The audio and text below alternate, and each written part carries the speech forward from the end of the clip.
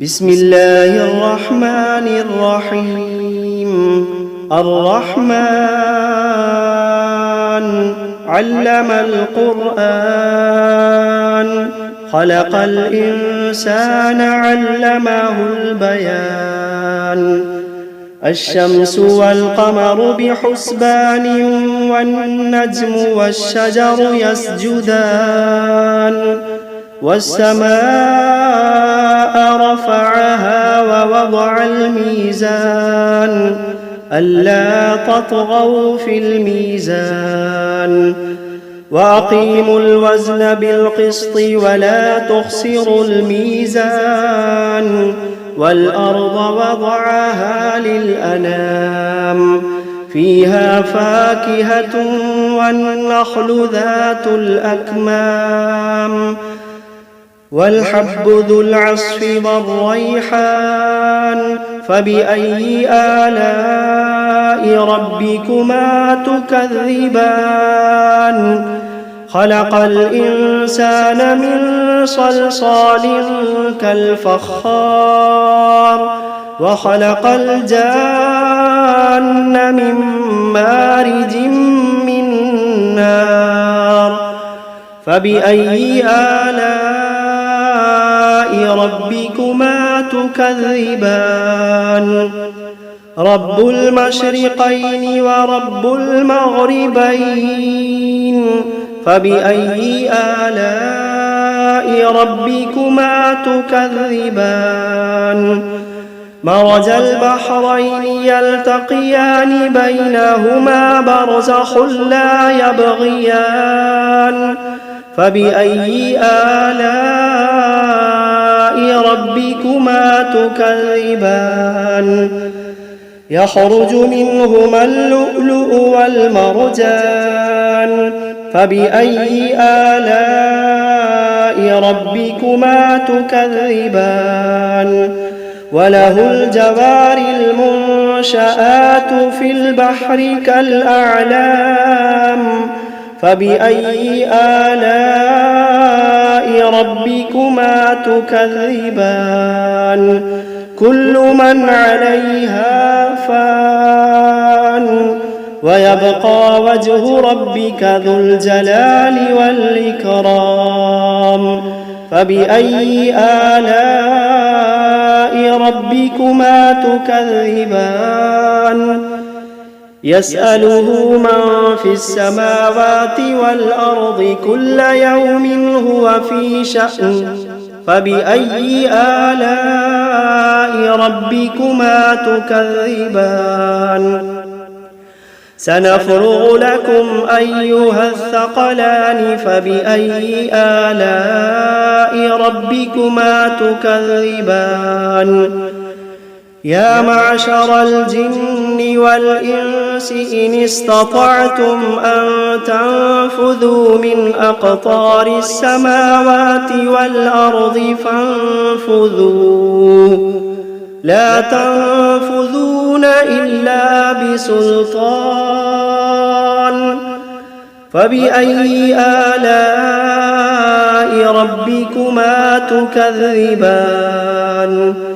يرسل عليكما شواظ من نار ونحاس فلا تنتصران. فبأي آلاء ربكما تكذبان. فإذا انشقت السماء فكانت وردة كالدهان. فبأي آلاء ربكما تكذبان. فيومئذ لا يسأل عن ذنبه إنس ولا جان. فبأي آلاء ربكما تكذبان. يعرف المجرمون بسيماهم فيؤخذ بالنواصي والأقدام. فبأي آلاء ربكما تكذبان. هذه جهنم التي يكذب بها المجرمون يطوفون بينها وبين حميم آن فبأي آلاء ربكما تكذبان ولمن خاف مقام ربه جنتان فبأي آلاء ربكما تكذبان ذواتا أفنان فبأي آلاء ربكما تكذبان فيهما عينان تجريان فبأي آلاء ربكما تكذبان فيهما من كل فاكهة زوجان فبأي آلاء ربكما تكذبان متكئين على فرش بطائنها من استبرق وجنى الجنتين دان فبأي آلاء ربكما تكذبان فيهن قاصرات الطرف لم يطمثهن إنس قبلهم ولا جان فبأي آلاء ربكما تكذبان كأنهن الياقوت والمرجان فبأي آلاء ربكما تكذبان هل جزاء الإحسان إلا الإحسان فبأي آلاء ربكما تكذبان ومن دونهما جنتان فبأي آلاء ربكما تكذبان مدهامتان فبأي آلاء ربكما تكذبان فيهما عينان نضاختان فبأي آلاء ربكما تكذبان فيهما فاكهة ونخل ورمان فبأي آلاء ربكما تكذبان فيهن خيرات حسان فبأي آلاء ربكما تكذبان حور مقصورات في الخيام فبأي آلاء ربكما تكذبان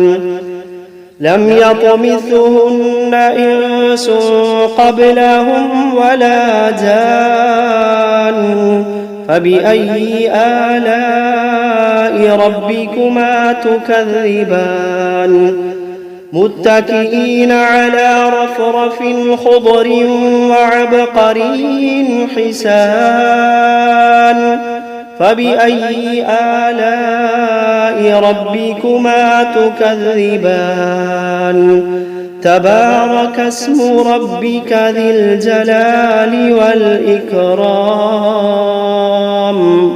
بسم الله الرحمن الرحيم تبارك الذي بيده الملك وهو على كل شيء قدير الذي خلق الموت والحياة ليبلوكم أيكم أحسن عملا وهو العزيز الغفور الذي خلق 7 سماوات طباقا ما ترى في خلق الرحمن من تفاوت فارجع البصر هل ترى من فطور ثم ارجع البصر كرتين ينقلب إليك البصر خاسئا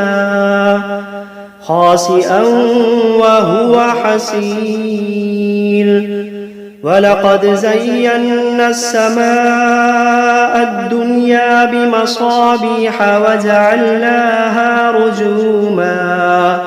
وجعلناها رجوما للشياطين وأعتدنا لهم عذاب السعير وللذين كفروا بربهم عذاب جهنم وبئس المصير إذا ألقوا فيها سمعوا لها شهيقا وهي تفور تكاد تميز من الغيظ كلما ألقي فيها فوج سألهم خزنتها ألم يأتكم نذير قالوا بلى قد جاءنا نذير فكذبنا وقلنا ما نزل الله من شيء إن أنتم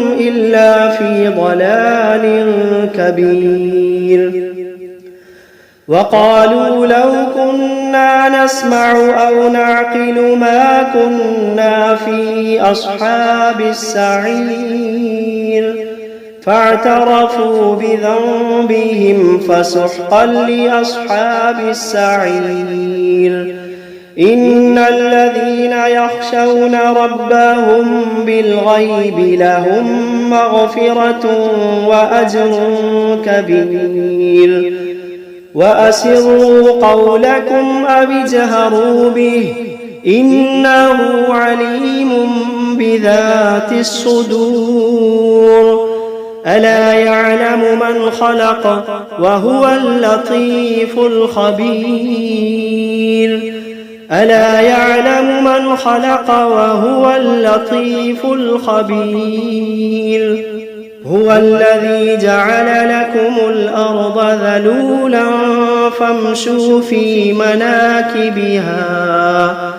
فامشوا في مناكبها وكلوا من رزقه وإليه النشور أأمنتم من في السماء أن يخسف بكم الأرض فإذا هي تمور أم أمنتم من في السماء أن يرسل عليكم حاصبا فستعلمون كيف نذير ولقد كذب الذين من قبلهم فكيف كان نكير أولم يروا إلى الطير فوقهم صافات ويقبضن ما يمسكوهن إلا الرحمن إنه بكل شيء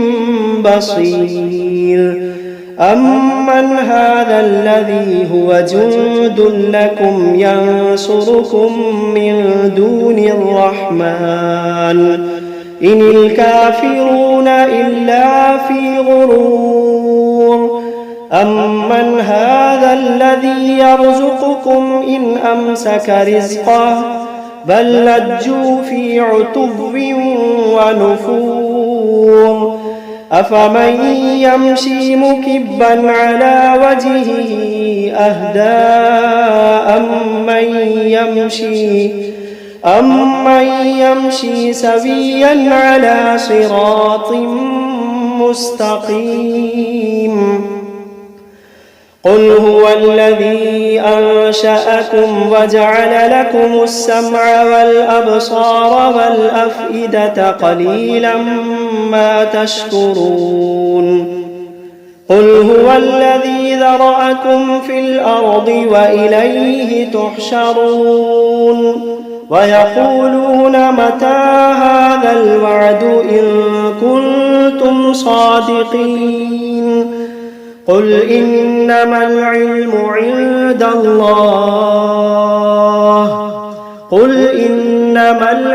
عند الله وإنما أنا نذير مبين فلما رأوه زلفة سيئت وجوه الذين كفروا وقيل هذا الذي كنتم به تدعون قل أرأيتم إن أهلكني الله ومن معي أو رحمنا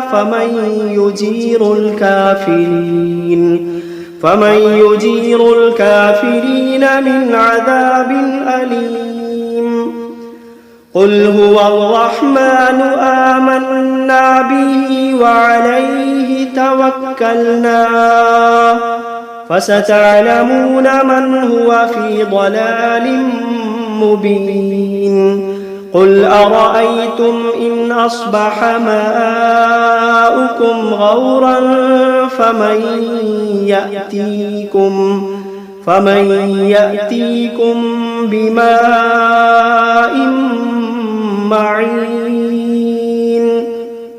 بسم الله الرحمن الرحيم قل أوحي إلي أنه استمع نفر من الجن فقالوا إنا سمعنا قرآنا عجبا يهدي إلى الرشد فآمنا به ولن نشرك بربنا أحدا وأنه تعالى جد ربنا ما اتخذ صاحبة ولا ولدا وأنه كان يقول سفيهنا على الله شططا وأنا ظننا أن لن تقول الإنس والجن على الله كذبا وأنه كان رجال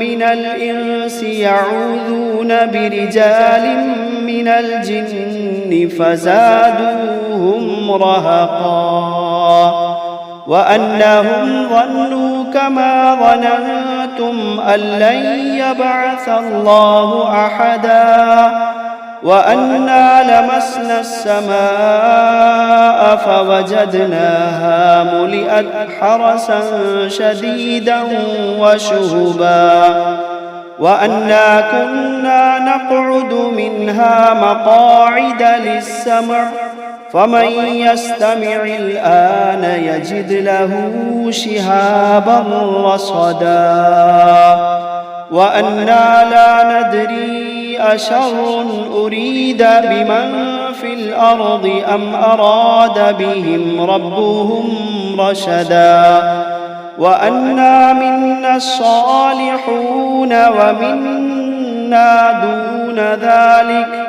كنا طرائق قددا وأنا ظننا أن لن نعجز الله في الأرض ولن نعجزه هربا وأنا لما سمعنا الهدى آمنا به فمن يؤمن بربه فلا يخاف بخسا ولا رهقا وأنا منا المسلمون ومنا القاسطون فمن أسلم فأولئك تحروا رشدا وأما القاسطون فكانوا لجهنم حطبا وأن لو استقاموا على الطريقة لأسقيناهم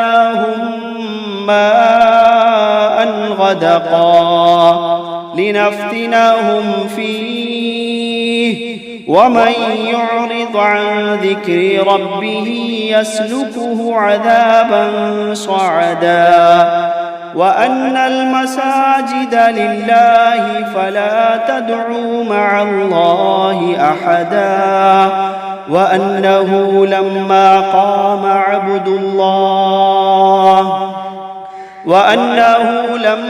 قام عبد الله يدعوه كادوا يكونون عليه لبدا.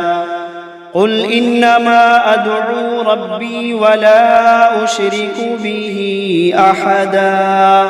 قل إني لا أملك لكم ضرا ولا رشدا. قل إني لا أملك لكم ضرا ولا رشدا. قل إني لن يجيرني من الله أحد. قل إني لن يجيرني من الله أحد ولن أجد من دونه ملتحدا إلا بلاغا من الله ورسالاته ومن يعص الله ورسوله فإن له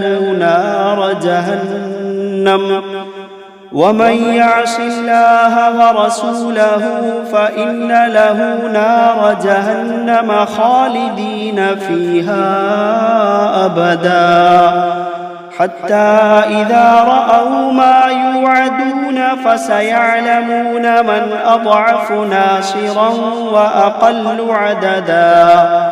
قل إن أدري أقريب ما توعدون أم يجعل له ربي أمدا. عالم الغيب فلا يظهر على غيبه أحدا إلا من ارتضى من رسول فإنه يسلك من بين يديه ومن خلفه رصدا ليعلم أن قد أبلغوا رسالات ربهم وأحاط بما لديهم وأحصى كل شيء عددا.